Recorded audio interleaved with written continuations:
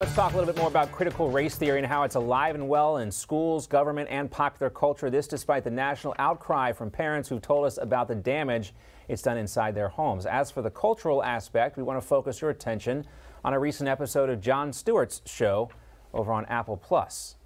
How is this ever okay? Take the word white people, or it's the problem with white people, and one of the other titles here, that was the episode of The Problem on Jon Stewart. That's the name of the show. And the problem this week was white people. Stewart was joined by British-American blogger Andrew Sullivan and other white panelists, and everyone was expected to cop to their white privilege. But Sullivan wasn't having it. He actually stood up and defended America. This is kind of a long clip here, but it's worth it. Wait till the end because what he says is so important. We have an awful history. Its remnants are still felt today. We also have a great history, John. Say it again? We also have a great history. But I think you're minimizing it. You're suggesting that because I think by calling today white supremacy, you are minimizing actual white supremacy. You have an incredible diversity. To condemn all American history as racist. I disagree that they're generalizing all white people. The systems that were racist that were put in place. Systems. Yes. The systems that were put in place. I'd like you to explain exactly what they are. Well, I thought I explained it earlier about the GI Bill and about the New Deal. That's one thing. I want to know about these systems. I just explained it. Housing, That's food. One, and I've agreed that. Andrew, you're not living on the same planet we are. Honestly. I really don't think you are. I think you're not living... I think you are not living in the planet most Americans are, which is why this kind of extremism, this anti-white extremism, is losing popular support, is creating a backlash, is going to elect Republicans and undo a lot of the good you think you're doing. We've already seen that happening. You can talk about the Virginia governor's race and, of course, the audience laughing about it. They don't think it's real. They think it's funny. Let's welcome in our panel. DC Drano, Rogan O'Hanley is here also with us today. From Tony Point USA, Rob Smith, host of Rob Smith is Problematic. Great to have you both with us, gentlemen. And I think that last clip is so very telling because it shows a lack of tolerance from the left on this issue. Either you agree that the entire history of the United States is flawed and racist, as the 1619 Project claims, or you yourself, Rogan, are a racist bigot. Well, it wouldn't be the first time I've been called out for people that hate my common sense political opinions. But, you know, listen, they're trying to use racism to end racism. It's as simple as that. The people that claim to be against racism love using racism. And there's a very simple test. Replace the word white with black or Asian, Hispanic. When you group people together like that, you are acting as a racist in whatever context you're doing it, basically. So, and you know what does my skin color, my inability to get a tan, even though I live in Florida, what does that have to do with some Democrat from the 60s that was in the KKK and was chasing, black people in his truck? I have nothing to do with that. A lot of the history that they want to distract us from is actually rooted in the Democrat Party themselves. That's what they're trying to push away from and then blame all white people in general. It's just a mess. It is a mess, and I think another clip from the show, Rob, tells us about how far this has gone. One of the panelists is a woman named Lisa Bond, who leads a group called Race to Dinner. Now, she charges other white women $2,500 to come to their house, have them cook her dinner and eat their food, and then she asks questions like, what was the racist thing you did recently? Here's her response to what Sullivan had to say. This is what happens when white people don't talk about it, is you have racist dog whistle tropes like this that actually perpetuate and perpetuate and perpetuate. So I did not come on this show to sit here and argue with another white man. That's one of the reasons that we don't even engage with white men. So anytime you marginalize white men, Rob, that always gets a massive round of applause from the audience. Well, I think, first of all, going back to what Rogan said the last segment, I've seen Rogan trying to tan. He looks like a lobster, so that's never going to happen. Going back into this segment, when I saw this clip, it's very hysterical to me that you have sort of four white people arguing about race and racism. And when you watch that initial monologue that Jon Stewart was doing, it's like he's doing it at the barrel of a gun being held by far left Twitter. And this, this lady that is talking about, she has the dinners where she charges white women $2,500 to lecture them about how they're not being good enough white allies.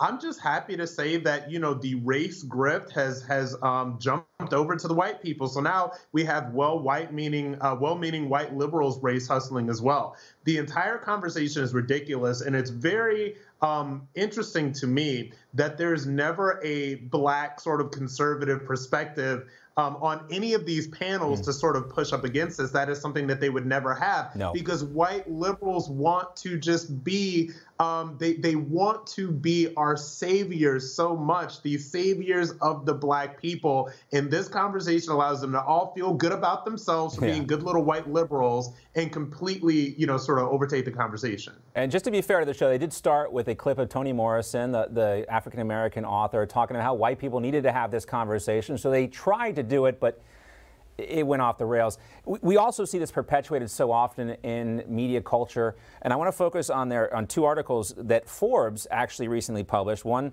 says diversity, equity, inclusion. While talking about Will Smith's behavior, don't forget to also talk about the system that helped create it. The article was written by a woman named Dr. Maya Nigel Hoskin. She claims to be a race scholar and an expert on critical theory. And she wrote, perhaps what we should question as a result of this incident is why blacks in Hollywood have routinely been expected to grin and bear embarrassment and degradation without expressing any discontent or risk being viewed as angry. Then we had another comment or column on Forbes that asserted that jokes always are at the expense of black women.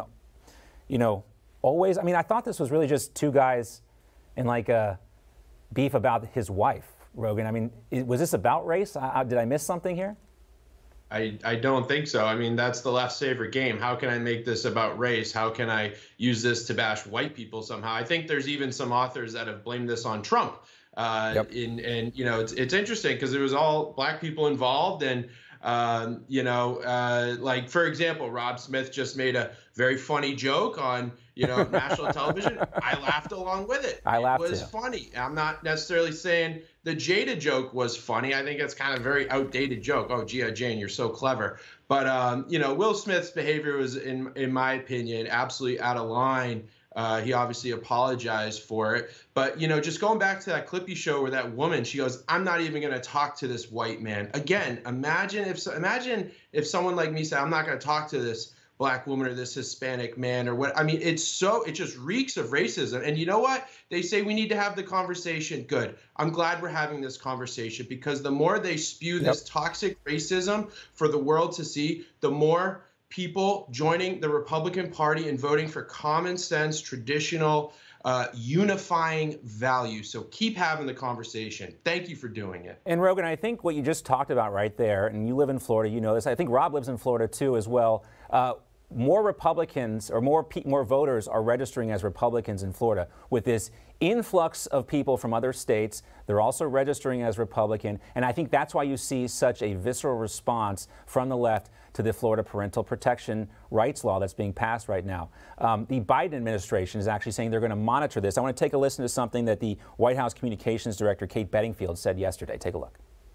By signing this bill, the governor has chosen to target some of Florida's most vulnerable students and families, all while under the guise of parents' rights. So the Department of Education, as you noted, will monitor this law upon implementation to evaluate whether it violates federal civil rights law. Now, when you ask someone, a Democrat, when you get them cornered, you say, is this really concern to you? They're not really concerned about what the bill is doing. They're concerned about the political aspect of it. And Rob, you saw there how Kate was literally reading that statement word for word. She doesn't believe this stuff, does she? No, she doesn't. And, I bring this up because it's relevant here. I'm a gay man, right? And so I tweeted earlier today that, I'm somebody that fought for Don't Ask, Don't Tell repeal and marriage equality and all that stuff. And it is really crazy to me that how 10 years after all of this, the alphabet soup on the left is literally fighting for the right to teach comprehensive sex education in 100 genders to 5 to 9-year-olds. Like, that is what this is all about. And we should never lose sight of this fact. So this is the hill that these people have decided that they're going to die on. And the reason that this is coming from the left, the reason that this is coming from the Biden administration is because in 2020, President Donald Trump doubled the gay vote, right? Gays and lesbians voted for Trump. It's something about 30%, right?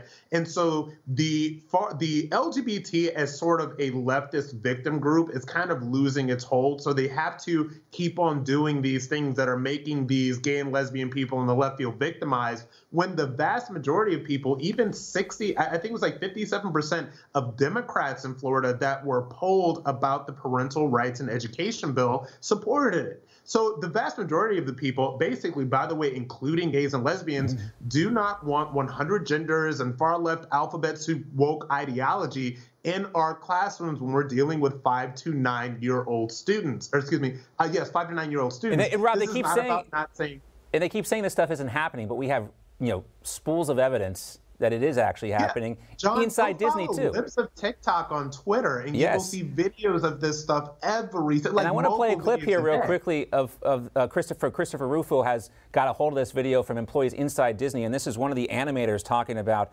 her gay agenda. All that like momentum that I felt, like that sense of I don't have to be afraid to like, let's have these two characters kiss. Let's in the background. Like I was just wherever I could, just basically adding queerness to like if you see anything queer in the show, I'm proud of them. But like I just was like, no one would stop me. So this is a Disney animator, Rogan, telling us that, or telling Disney that she's inserting, queerness anywhere she can, not where it's appropriate, not where it makes sense for the story or whatever, just ad hoc as much as she possibly can. Well, at least they're telling us what they're doing. It's no longer a conspiracy. It's no longer a surreptitious plan. It's out in the open. But you got to understand the base value of what this woman is doing, okay? She is trying to inject sexual activity into child programming. Now, whether it's straight, gay, doesn't matter. There is a sexual nature to all of that. And we used to have a word for that when older adults were trying to basically groom younger kids and coerce them into certain sexual behaviors, right? It's basically a pedo or at least a groomer. And so for this Florida bill, I think we've actually let the train run away a bit too much on calling it Don't Say Gay. I say we change it to Don't Groom the Classroom. Don't groom the classroom. Don't groom the classroom. That's what this is about. And there's there's overwhelming majority support across this country. God bless Governor DeSantis for pushing this through. Coming to a bumper sticker near you, don't groom in the classroom. And that's such an important point you make too, Rogan. It's not about gay or straight or whatever. It's about adults pushing sex on kids, the sexualization of kids, going back to Cuties and all that on Netflix. We see the trend line. Great to talk to both of you, Rogan and Rob. Thanks so much, guys.